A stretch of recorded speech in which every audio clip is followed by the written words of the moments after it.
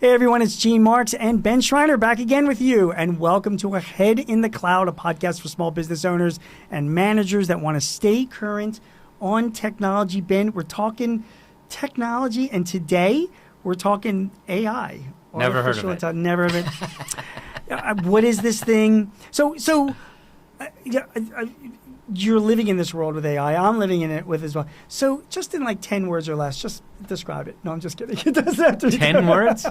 Hang on, let me get my bot to tell me what it is. So let's start with like just some terms about AI. I mean, like, so speak to me. I'm a complete Luddite when it comes to this stuff. I mean, I'm hearing about AI.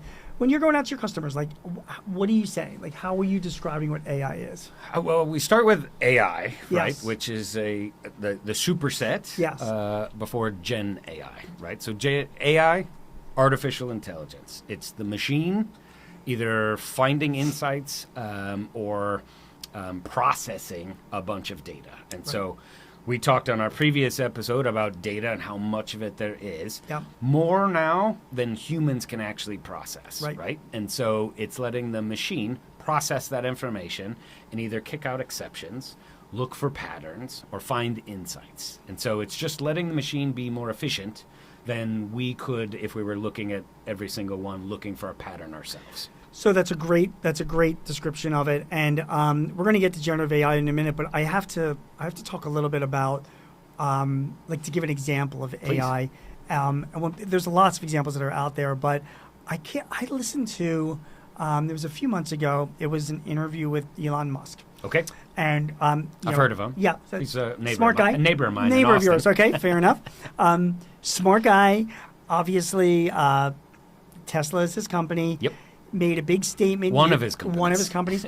Made a big statement years ago about Tesla being autonomous vehicles, and they're going to be there'll be autonomous cars running all over the place. So you hear a guy like Elon Musk say that, you're like, oh my God, this is going to happen. It's incredible, and it's all based on AI. Yep.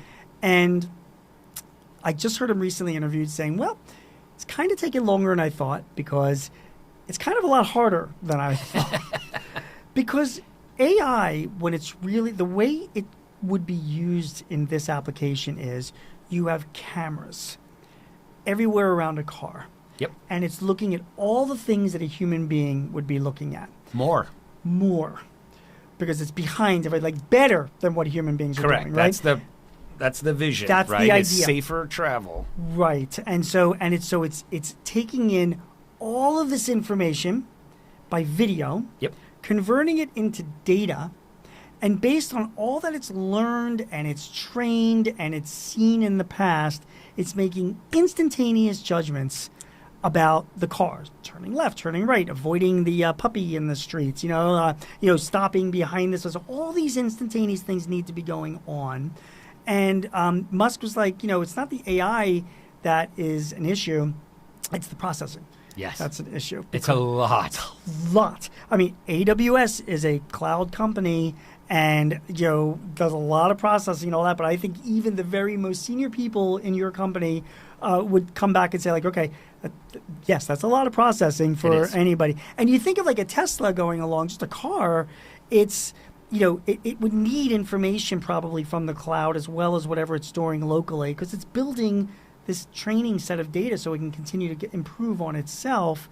That's the machine learning that you responded to before.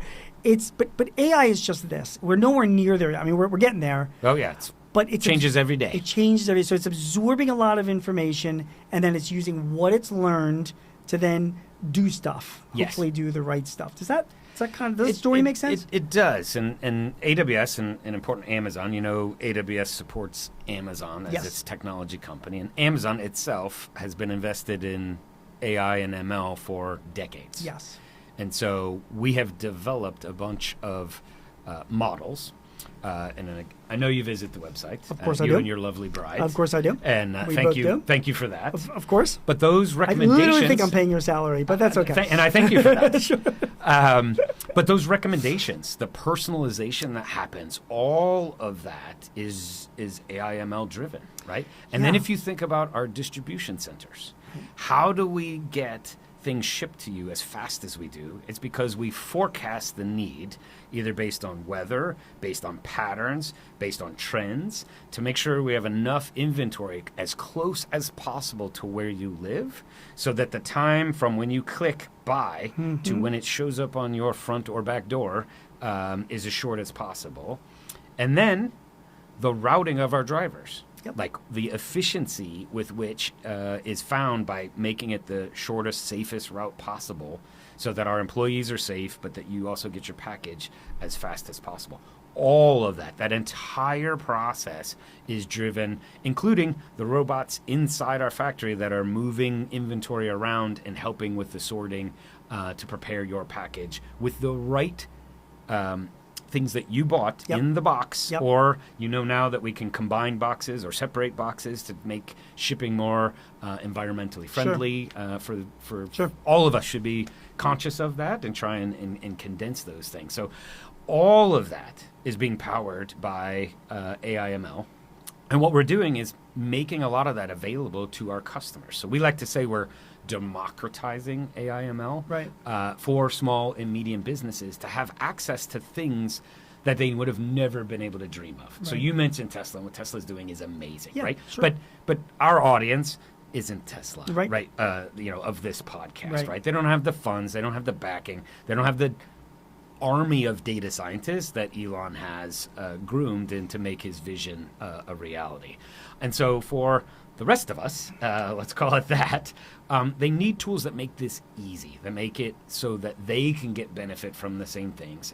And I mean, just 10 years ago, only huge banks and huge organizations could afford those kinds of things. And AWS and the way we go about democratizing technology is really leveling the playing field, so that our audience can actually start to take advantage of some of these pretty cool technologies. It's funny that you say that, because I do get a lot of clients. I mean, they are curious about AI and what it can do and how it can do for them, and all of that. And they ask, where do you should I be investing in AI? Should I be spending money on it? Should I be developing my own AI? They don't even know what they're saying. No. And I would say, like, guys, relax. Pump the brakes. Yeah. Using your example at Amazon, for example, when you go to buy something on Amazon, it's making recommendations for you. If you go to any of the popular music streaming services, they're listening to the music that you were listening to, and then you're creating playlists for you and make it all based on your past. That's AI that's doing that. We're relying on them to do that to make our lives better. Yes. I say that if you're running a business, you're using whatever software you're using to run your business. Those software vendors, like Amazon, like other like the music streaming services, they're investing money. They are, so that you can use their software that much better, or their services that much better. So I feel like it's not our job to develop this stuff, but we should be asking questions. We should be beating up our software vendors and asking them, what do you have coming out? What kind of AI? Hear about AI. What AI features is in your software? Because I want to keep paying for your service going forward. So there's two. I break it into two types of customers. You have the customer, a small and medium business customer that where technology is part of their product. Okay. It's either what they sell or it's a tangential to what they sell. Yeah. And by the way, just sorry to interrupt you, but the when you say technology, I mean it could be a company that builds equipment for a manufacturing facility. I got one. Whisker. Whisker makes cat litter boxes. They've been making cat litter boxes for decades. Yeah.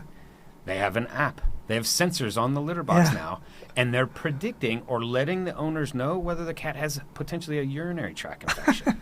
Or whether something's wrong with the dog, it's amazing. With the cat. I'm laughing. It's incredible. It's incredible. But I mean, if you just, I want to challenge the mental model that it's not for me. Yeah. Okay. And I don't.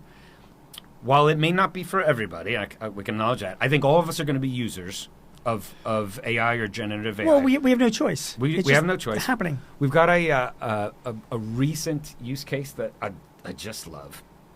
A pizza chain in Italy called Maestro. Okay. Pizza chain. Okay. I like a good pie myself. Sure. Right. Although I'm going to argue that the pizza in Italy is not as good as what I get here in Philly. Oh, but my gosh! I know. I'm not even going to take. I'm not even going to take the bait. Not going to take the bait. It's very debatable. But what about They Maestro? are using computer vision. Okay. They have cameras looking at the pies being made, and they wanted to standardize the quality of what comes out and what gets delivered. And so a camera is looking at the person creating the pie, and they've trained the model of what a margarita pizza looks like. Now, lots of different variations, but they have a range, and the computer is now saying whether or not, before it goes in the oven, Yep. and can't be changed, Yep. whether or not it meets the standard of satisfaction. And if you think about how many small and medium manufacturers are out there, one of the biggest costs is defects, right? And the sooner, everybody knows, Sure. the sooner you catch a defect Sure. and stop production, so you're not just making more and more things that you can't sell or have to sell at a fraction of the cost because it's got a blemish or something is wrong with it. Sure. If you can reduce that, the bad quality or that output, you can potentially dramatically improve your, cost of goods, right, or your gross margin. And so, Amazing. using computer vision, Yep. And we sell sensors that get just attached to machines that are monitoring. So Yep. one of the things that happens to a machine before it breaks is it either gets hot or it starts to vibrate. Those are two signs that something inevitably is going to break. Yep. And so we've got sensors that can be mounted on a machine that'll take the temperature and notice vibration as a way to avoid downtime of a line, right? And so think manufacturing of anything, cardboard, for example, right? Like it's been around for like, 100 years maybe? Sure. A long time. Sure. Right? Have we seen a lot of innovation in cardboard? Not that I'm sure. I'm sure probably if you're out there as the cardboard team, I'm sure you They're have. probably going to give a whole list. But of as all a the- user, Yep. I may not Yeah. appreciate Yeah. the innovations there. Yeah. And really what we're talking about is every small and medium business has an opportunity to innovate. Yep. And this technology, right, AI and generative AI as a subset, is going to transform every single industry. What is generative AI? I mean, we talked about, I think we described AI pretty good and gave some examples, but Right. what is generative AI? Generative AI, the gen part, Yeah. is it's generating something new. Okay. Right? So I want a Shakespearean sonnet about Gene Marx's CPA firm, right? And I would get a sonnet. So many of the sonnets out there. I mean, I don't I know, know. where do you choose from? So maybe not. You the just most- got to be more specific than that, okay? Maybe not that useful commercially, let's say. Right. But that's just an example of something that So could you're be asking generated. it and it's generating a response back. Here's an and then you're example. asking it and it's generating another response. I want to send an email to the Mm-hmm. CEO of a small business, and I want that email to contain my offering, Mm-hmm. the value my company provides, and ask whether or not they're available next week. Mm-hmm. Okay, so you could have the tools draft, and I would say draft a response, a correspondence. Yes. Right? I would encourage everyone to read Yes. that draft prior to hitting send or having the machine send it out, because it's a machine. Yes. It's only as good as the data that it's provided, and so you do need to verify that it meets your needs. But if I can get a draft of something that saves me time, Yep. and now all I'm doing is that revision or the edits, Yep. I'm now more efficient. Yep. And that's really where I see things. So I'll give you one more example. Yeah, too, please, real because quick, I've if got I some can. examples I want to share with you. 'Cause- And by the way, I think this conversation is all about giving our audience some examples. I mean, Yes. it's just like, we hear AI, Gen AI, different definitions, but like, okay, How can tell I me use more. it? Yeah, tell me I more wanna real life. use So, it. go ahead. What's the other example? Meetings, right? I'm in meetings all the time, whether they're customer facing or otherwise. Right. And would it be great if I could record that meeting, right? Because we can record a Chime meeting or WebEx or pick your tool. You can record, right? We can convert it into text, but what if we could have it summarize and capture the action items or the next steps and provide that to both parties to say, hey, did we get this right? And we're all like, okay, yeah, we got that right, and now we can move forward. Like, just think about the time saved, because I'm not a great note taker, Gene. I'll be real honest. I would value that Sure. immensely, just to help me organize and be able to go back and archive those things and see the last time I talked to you, what did we talk about? I'm getting older, and this thing The up memory here starts to fail. Right? the archive up here has some gaps. Let's just say I the gotcha. indexing up here gotcha. has. So you're relying on AI to listen for you and summarize it, transcribe it, summarize it, and then give you all things it's really all that good you at. need to know. Yeah. Really good at. So the example I was going to give, my wife actually, she runs a small nonprofit. She, again, generative AI. So she had to terminate an employee, unfortunately, and she had to write like a little bit like a termination letter. Yep. You know what I mean? She didn't even know where to start. Sure. So she asked AI to say, like, generate for me this letter. I'm going to be terminating this employee. This is the reason why. Please generate a letter for me. And it came right up and it generated this letter. Now, to your point earlier, these AI assistants, and they're coming about in all sorts of different places. They are. They're great. Yes. They're your best friend.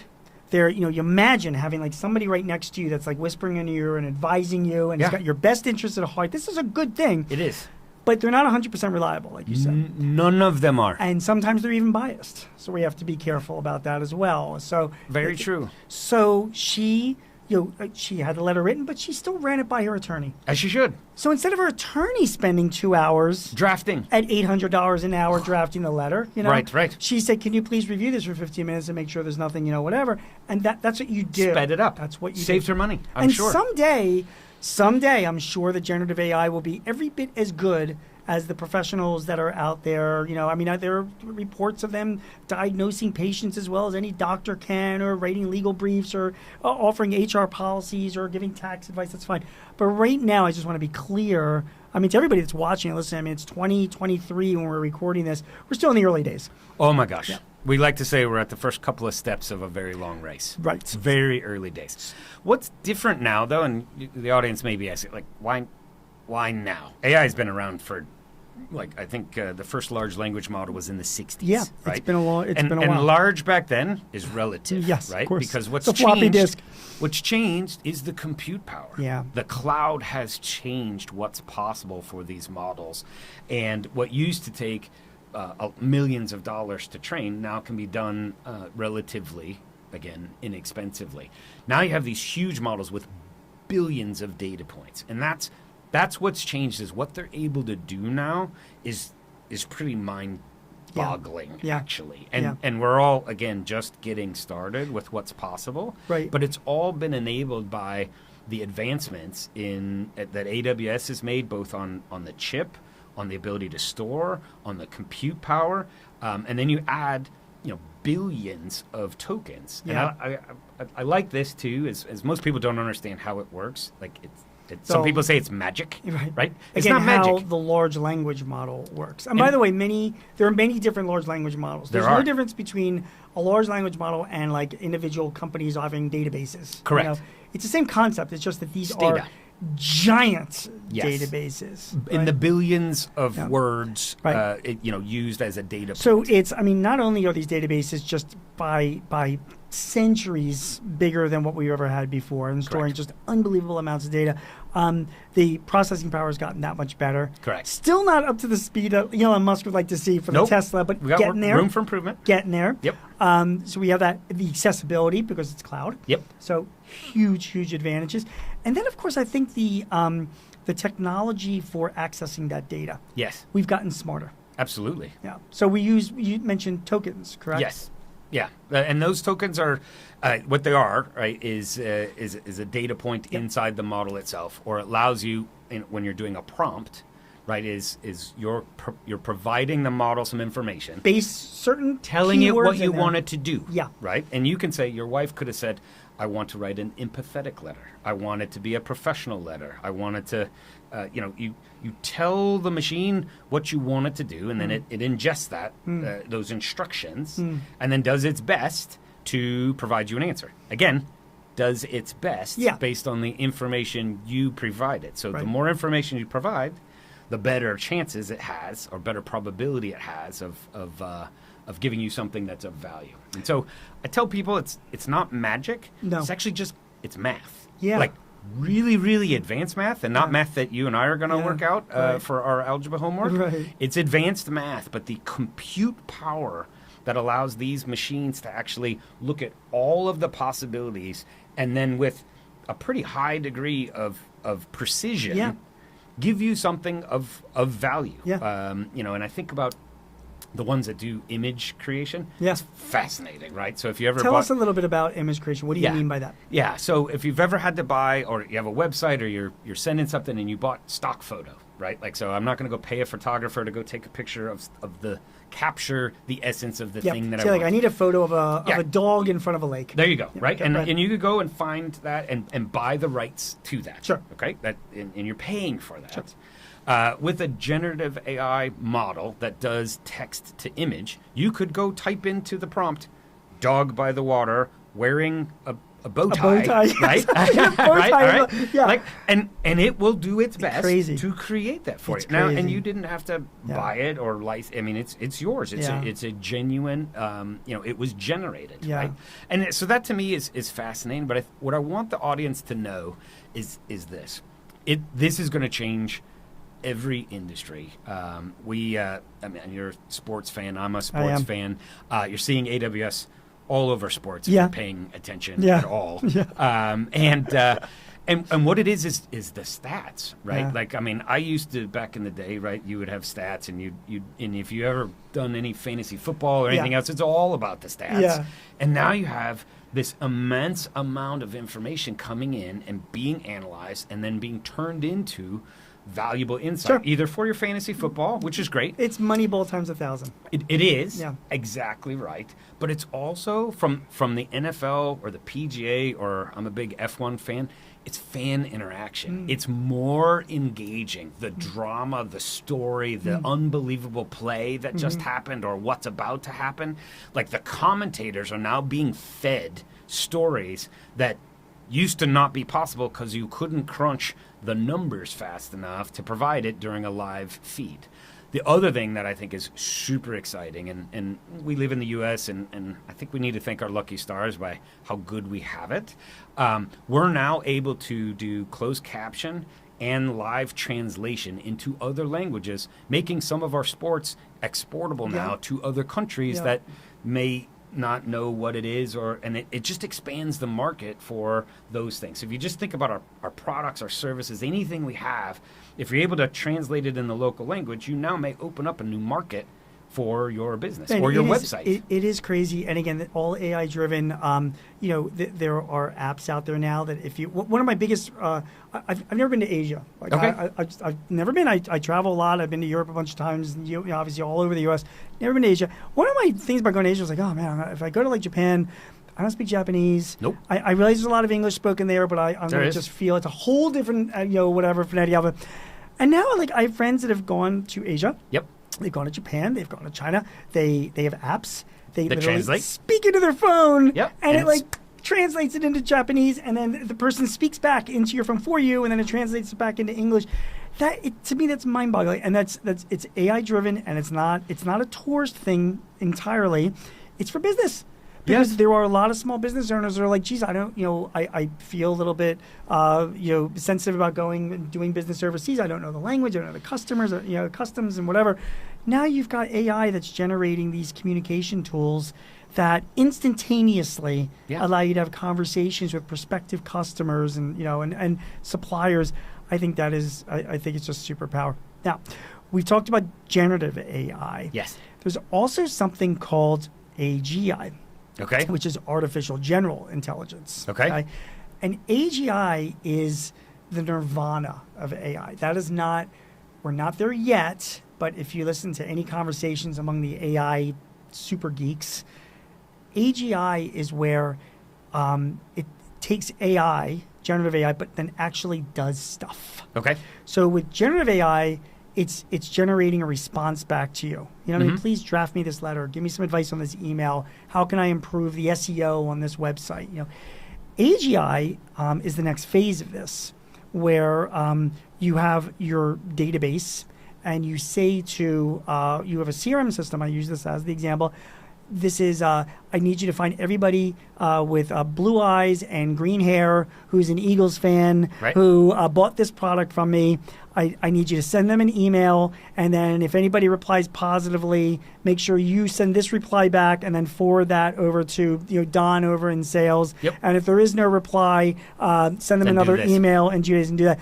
And it just does it. Yep. It just does it. It's not even like it's smart enough to know what to do and next, so that when it learns and it gets trained on doing that, Yep. and you call that's our Eagles campaign, you can literally go the next year and say, like, Run that again. Run the Eagles campaign again, and it just flies. It's not as far off as you think. We just announced in New York our Bedrock agents. Okay. And so what those agents are. You use Bedrock? I mean, isn't that like Fred Flintstone? That seems like you're going back in time, not forward. Bedrock is the Who came up with that? the product. I couldn't tell you. I could not tell you. But Bedrock is the product name for our managed service for generative AI. Okay. And we announced it. And Bedrock, very solid foundation. I get the whole thing. See, you're playing along, Right, but listen, I appreciate I like the Flintstones Flintstones. reference. I can yabba dabba do with You the best can of them. yabba dabba, right. But what the agents allow you to do is exactly what you just described, is extend beyond the model itself and actually do something. Yes. Right? And interact with other systems,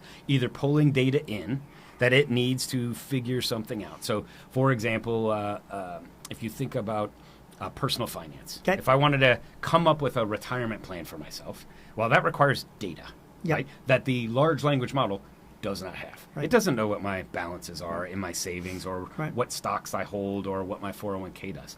But I could have an agent that goes and gets that information on my behalf and provides it to the model that then crafts together a holistic view of my finances, what my goals are, and then outlines what I should do next or over the coming years. And even as it gets to know you better, your risk tolerance and Can what you refine it as we go. and can perform transactions on your behalf as long as you give it the yeah, authorization to do it. yeah. But it can, Could. like any stockbroker or any wealth manager that once they go through. I mean, people they do get concerned about losing their jobs because of this stuff. Yeah. And I'm curious, like, what is your take on it? Like, I gave you the example of the wealth manager. Okay? Sure.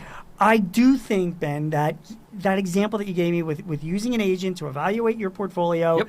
look at your risk factors, and then actually make transactions on your behalf, that's no different than what my financial guy is doing Sure. for me. So it seems like something that trained well enough and with enough experience that AGI can do for me in It the comes future. down to trust, right? Okay. It comes down to trust. And I would say, again, I've been around the financial services industry for quite some time.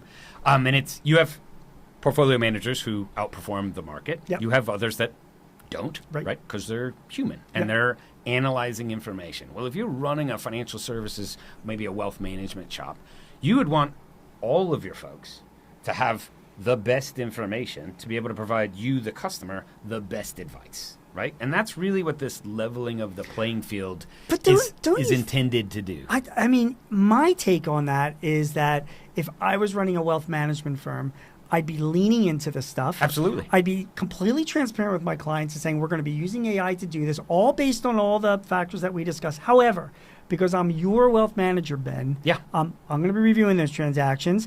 I might not agree with Correct. what our bot or our AI agent did for us, so I'm going to make some changes to it, or I'm going to discuss it with you. Like, but it's taking care of all of the busy work. Yes. We've talked before about saving time when you're in a small business. Exactly And right. that's the kind of thing that saves you a lot of time, so you can have more face time, you and me. Or time to analyze, right? Right. If you have to spend the time gathering Yeah. all the information, if you Yeah. could have the machine gather the information Yeah. for you, summarize it for you, Yeah. and then you make the decision or the call, right? Right. And this is really a balancing act that I think us as a race, a Yeah. species, are going to have to kind of strike the right balance. And I think it'll come down to, and you mentioned, people are worried about losing jobs. I'm not. And I don't think anybody out there should be worried not. about jobs being eliminated. I think many jobs are going to evolve.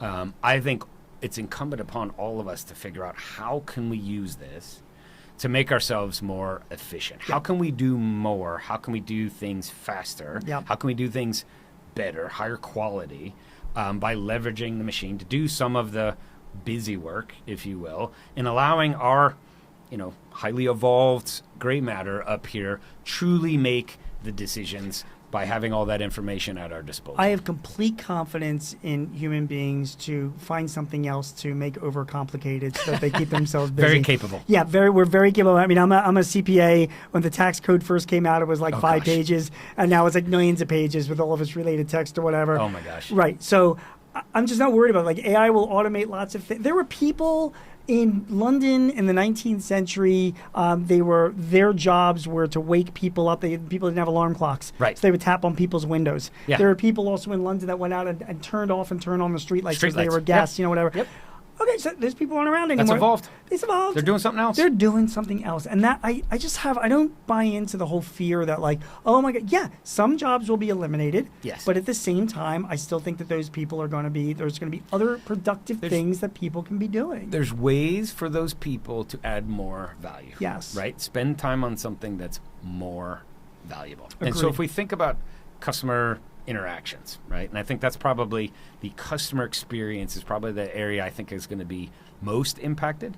Lots still to be developed there, but I mean, you're familiar with Alexa, right? And asking her to do things. Of course. And she's gotten better over the years Yes, in what she's able to do. But if we look at a call center, right, or somebody calling in, and if you have call center agents that are looking up the answers, right? So you don't know what the customer is going to ask. And so you try to provide some information. And if your folks are spending time, I mean, if you've ever called into IT support or any kind of thing like that where they're trying to run through troubleshooting steps, it takes time. Yep. That time is inconvenient for the customer because they just want the answer. Yep. Yes, no, click here. Yep. Right? And so that research time, if instead you could pull that forward and the machine just served it up to the call center agent, based on listening to what the customer said, now presents the agent with what to say or where to go next, it makes it more efficient. It changes the customer experience. And then I really like this idea of personalizing. Like I really think we will all benefit when the things we want are easier to get to or are customized for us. And we're not in a one-size-fits-all world. And I think AI is going to be used to make it easier for folks to see benefits. I'll give you an example. Go ahead. You've been to an airport. Of course. You've gone to one of the shops and gotten a snack and some water and a magazine maybe or whatever. Sure. And now Amazon has released some of our Just Walk Out technology where you just go in, you grab what you want, and you walk out. Yep. Okay? Saves a lot of time. And by the way, my wife and I have been talking about that for years, by saying, why do you go to a Amazon is Amazon Go. Yep. Before that, you go to a supermarket, you pull stuff off the shelf, you put it into your basket. Yep. You take the basket to the checkout line, you take it out of the basket, you put it onto the revolving Super thing. inefficient. They put it into bags. Yep. You take it out of your bags, you put it back in the cart, you take the cart to your car. I mean, it is just super inefficient. Whereas, you go to an Amazon Go, and I've been to a few of them in New York. Great. You buy the stuff, you walk out with it. It is such a... It's just a better process for doing things, and that's all AI driven as well. It is. And doesn't AI at Amazon, my understanding of the Amazon Go as well, just to give a real life example for people out there that might be running retail shops as well, is that it uses AI to reorder products as well. So it senses when milk is running low through weight or number of items that happen to be on the whatever. It can count. It can count, right? And generative AI might send an email. Well, generative AI might say an email saying, "Oh, your milk is running low. You should place an order." But AGI, which again, like you said, it's sooner rather than later. It's coming. It places the order. It places the order for you. Well, you can't sell something that's not on your shelf. That's right. That's right. So that's a problem. And one of the biggest costs to any retailer is theft, loss, right? Like, and so what if you charge that customer for everything they walked out with? Yeah. You can't shoplift if we're charging you when you walk out. I mean, it's again, A little it's easier said than done, but I get the point. It's a change in the mental model, right? Because you're point. coming in as a customer knowing that you're going to be billed for what you walk out with. Well, the other, you mentioned airports as well. We're talking about, and we're giving all this examples. I want, if you're listening to this or you're watching us right now, this is all stuff that is either in practice right now or it is coming very, very quickly. Yes. And like you got to pay attention because it impacts your business regarding the size. Facial recognition is another really big thing. It is, Ben, it is unbelievable. I have the global entry. Yep. I go, it takes a picture of my face. Boom, lets me in. Cut that line. Yeah, couldn't do this years ago because the processing, because the data size. You could now because of the cloud. It's all possible. So I'm right there. The Phillies just introduced facial recognition. I haven't used it yet. Wow. For fans coming into the park. I mean, I get it. There's privacy issues. Absolutely. There's this is not a conversation about that. To me, it's just like, listen, it makes my life easier and faster. And I'm going to, anybody wants to have a picture of this mug in their database, I mean, more power to them. Let's pivot a little bit. Okay. You had mentioned earlier, we were talking about, sort of like AI being everywhere. Yes. Machines are a big thing. Yes. Equipment is a big thing. And I wanted to see if you have any stories to tell, and I'll start off so you can start thinking about this. They're a big company. I'll give you an example. Like, Rolls-Royce makes airline engines. They do. They're one of the foremost engine manufacturers in the world. So, I study what big companies are doing. They have AI built into their airline engines because everything is Internet of Things. Yes. Everything is chips, and sensors. So they have all these sensors and chips now in all their newest model engines that are coming out. And they have, AI algorithms that are looking for any anomalies, any overheating, anything that doesn't sound right or is working right or doing whatever. Some of that technology, it's alerting, maintenance, the pilots, the whatever. Some of it is able to do some self-adjustments to the engines, like, in flight or whatever, to make it run that much better and, of course, safer as well. And that is just one, example of AI being used on equipment. And I'll give you one more. Please. I forget the name of the company because I was just listening to one of their executives being interviewed on a supply chain podcast. And yes, I listen to supply chain podcasts, so don't judge me. Wow. Yeah. They have new lines of the machines that put stuff into racks, forgetting the lifting machines, the hydraulic lifts or whatever. And they're equipping them with video cameras because he feels that the future of the warehouse is, and the not too distant future, is that everything is videoed and can be done by all of these lifts because they're all over the warehouse. And it's taking in tons of data, interpreting it, training on it, and is able to alert if this is not, this aisle is busy, there's a safety issue here, there's too much product on this pallet over here. Just by visually taking it in and comparing it to history as well, it's a way for anybody running a warehouse to run a much more safer and efficient warehouse as well. Safety is key. Yeah. I mean, machines are dangerous, right? In manufacturing, there's all kinds of workman's comp, claims that get filed. And I think every proprietor out there wants their employees to be safe and healthy, right? And so if you could do computer vision where there's a dangerous area and the machine couldn't do what it wants to do, maybe it's closed or open or something that creates a hazardous environment. If it couldn't do that, if there was a human being in the way, you now just made it a safer work environment, right? And that's a great example. I'll give you one more that I really like. And I've got one after that, but keep going. It's football season. Right? I'm a big football fan. And we have a great relationship with the NFL. And so hopefully some of the fans out there will appreciate this. The NFL has taken it very seriously, player safety. Okay? I think we've all heard and read about some of the history of concussions, and we've seen the protocol, and we've now seen an evolution of both in rules and in the equipment. The helmets are different now because of data. And because of the analysis of the data to say, hey, if we design things, the impact is different. And so they've partnered with AWS to make the game safer. They've looked at all kinds of historic injuries and the plays and to figure out, okay, what could we do different, whether it's a rule change or an equipment change, to make the players safer. That's great. The best thing for the fans is people are playing more, right? The longevity of the players is higher because the game is safer. So the quality of the competition goes up. If your star player goes down, guess what? Of course. Your fantasy football team is absolutely out the door, Sure. right? And so I really like the safety angle of what the NFL is doing.